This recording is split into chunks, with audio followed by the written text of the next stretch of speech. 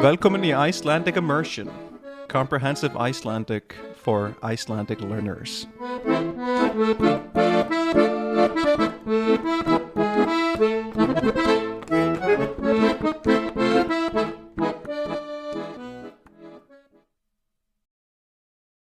Góðan dag og ertu velkomin í þátt númer 38 af þessu hlaðvarpi.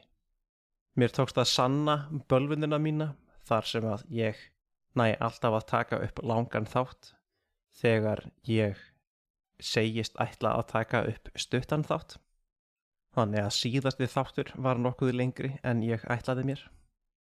En núna held ég að ég muni í alvörunni ná að taka upp styttri þátt því að ég hef ekki svo mikið þetta að segja. En þetta er eitthvað sem að mér þykir áhugavert og er eitthvað sem að ég segi flestum nemendum mínum frá. Þetta er mjög ákveðinn hlutur og þess vegna ekki svo margt þetta að segja.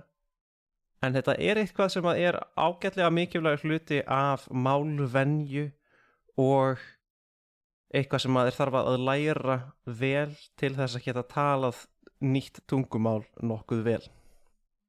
Og þetta eru þá notkunargildi ákveðinna forsetninga sem að eru ekki eins á milli mála, þó að við séum að tala sama hlut. Hvert einasta tungumál þarf að ákveða fyrir sig hvernig það ætlar að ná að tala ákveðna hluti. Það er að segja hvaða lógík ætlum við að beita til þess að skilja það hvernig við gerum hluti eða lýsum því hvernig við gerum hluti. Og sem dæmi þetta væri eins og forsetningin á, sem á ensku væri on, og í, sem forsetningin in á ensku. Þetta eru mjög einföld orð á íslensku. Þau eru bókstaflega einn stafur, einn sérhljóði og þýðir, nákvæmlega þetta sama og á ensku. Á er on og í er in. Ekkert svo flókið. Eða hvað? Þó að orðin séu það sama, þá þýðir það ekki að við séum að fara að nota þessi orð eins eða á sömu stöðum. Og hérna fer ég yfirleitt að útskýra fyrir nemendum mínum hvernig við notum orðin á og í. Á er yfirleitt notað þegar við tölum staði eða staðsetningar.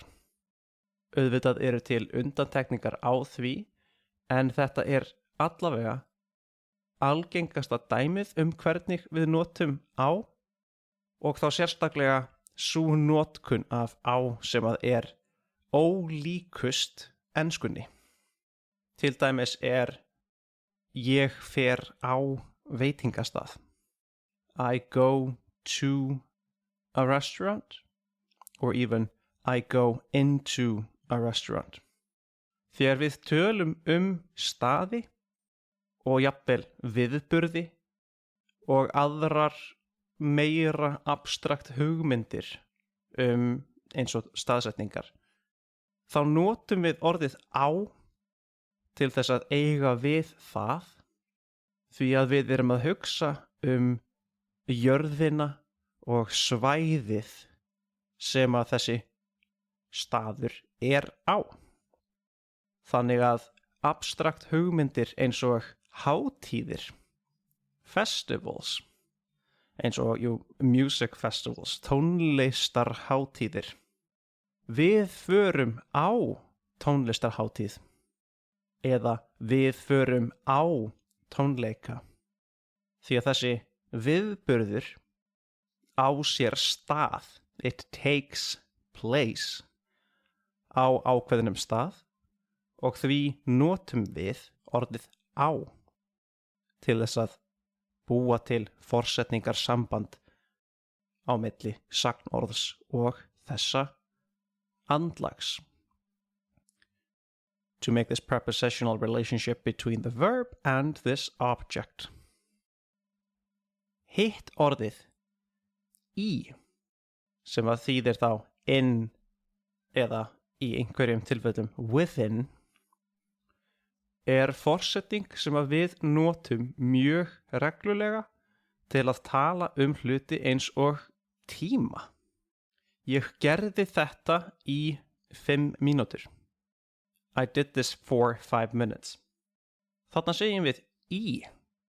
Á ensku myndi það bókstaflega vera I did this in 5 minutes. En það myndi vera þýtt sem ég gerði þetta á 5 mínútum á íslensku. Þetta þýðir öðruvísi hluti. Þegar við tölum tíma og tímabil, og þá kannski eitthvað sem eru eins og til dæmis tímalengdir, þá erum við að hugsa þennan tíma sem einhvers konar afmarkað ílát, a container of sorts. Þannig að þegar við segjum ég geri þetta í 5 mínútur, þá erum við raunin að segja að við gerum þetta í ákveðnum hlut og hluturinn 5 mínútur. We do this thing within a certain thing, and that thing, this container, happens to be 5 minutes. The idea of 5 minutes. Hér ég að segja eitthvað sem að þú hefur örugglega heyrt áður og kannski betur útskýrt heldur en ég var að gera núna. Ég þyrfti að gera æfingar með þér til þess að láta þig skilja þetta fyllilega hvernig þú gætir nota þetta. Ég segi þetta núna til þess að nefna þetta sem hugmynd og vera kannski að orða svipaðan hlut og þú þekkir og veist af á annan máta og kannski gengur þessi hugmynd loksins upp fyrir þér núna af því þú heyrir þetta orðað á þennan máta. Kannski. En mig langar að taka eitt dæmi hvernig þetta getur orðið skrítið. Það er að segja þessi lógík sem að við byggjum tungumálin okkar upp á. Því að einmitt, eins og ég sagði áðan, þá þurfa hvert og eitt tungumál fyrir sig að ákveða hvernig við ætlum að útskýra það, hvernig við högum okkur í sambandi við aðra hluti og hvaða til dæmis forsetningar við notum til þess að eiga við nýja og nýja hluti sem að verða til. Og eitt mjög greinilegt dæmi þetta er eitthvað sem að uppistandarinn og grínistinn George Carlin talaði en hann sýndi tungumálum og þá enskunni mikinn áhuga og byggði mikið af sínu gríni á tungumálunu til þess að sletta aðeins á ensku og segja frá því sem hann segir. Þá er hluti af gríni hans þar sem hann talar það að hann sé á flugvelli og að þar sé einhver flugfreyja eða einhver sem að starfar á flugvellinum sem að segir þeim öllum að núna eigi þau að fara í vélina. Takk eftir ég segja í vélina. Og á ensku og eins og hann segir það í gríninu sínu, þá segir hann Hurry along now, we're about to depart. Everybody please get on the plane. We're about to leave. Please everyone get on the plane. And I said, F you, I'm getting in the plane. Og grínið liggur þá að sjálfsögðu í því að hann vill ekkert vera ofan á vélinni, á flugvélinni, þegar hún flýgur af stað og ferðast í gegnum háaloftin á 700 km hraða. hann væri ekki líklegur til að lifa þá ferð af og hann vildi einmitt mun heldur vera í vélinni. Ég ekki búinn að rannsaka þetta, en ég nokkuð vissum að ástæðan fyrir því að þetta orð hafi orðið fyrir valinu sé að enskan ákvað að nota þetta orð to get on til þess að tala þessi nýju farartæki sem verða til. Þessir stóru ferðamátar og farartæki, so vehicles, sem að kemur þér frá einum stað til annars sem að langa vegalengd í burtu, sem að geti jafnvel verið hinum megin við hafið. Við höfum gert þetta í margar aldir, en þá höfum við yfirleitt notað skip.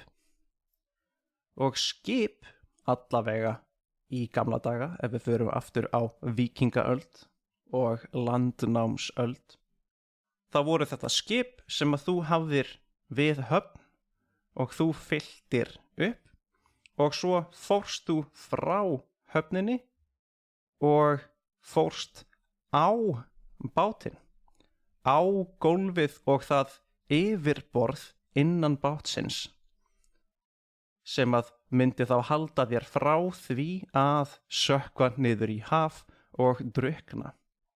Going on the boat. Svo með tímanum þá þróast bátar nokkuð mikið. Við förum að geta byggt báta sem að eru á mörgum hæðum. Það sem að vissulega hægt að fara inn í bátinn frekar en að fara bara á hann, á þetta eina þrep, þetta eina þilfar, this one deck. Og svo verða til lestir og seinna flugvélar sem að einhvern veginn fengu að halda sömu hugmynd á lofti, að þetta sé eitthvað sem þú ferð á. Get on the train og get on the plane. Þannig að þessi farartækja tenging varðandi langferðir hefur náð að haldast á lífi, þó að, eins og George Carlin bendir á, það meiki ekki svo mikið sens. Það gengur ekki jafn vel upp að tala á þennan máta.